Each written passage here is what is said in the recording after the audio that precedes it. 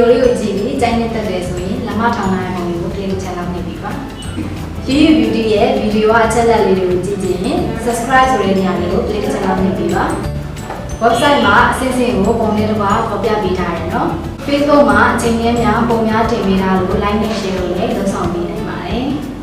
Instagram မှာအကြောင်းအရာတွေကိုပေါ်ပြပေးထားမှာမဟုတ်ပဲအခြားအကြောင်းအရာလေးတွေကိုပါပေါ်ပြပေးထားပါတယ်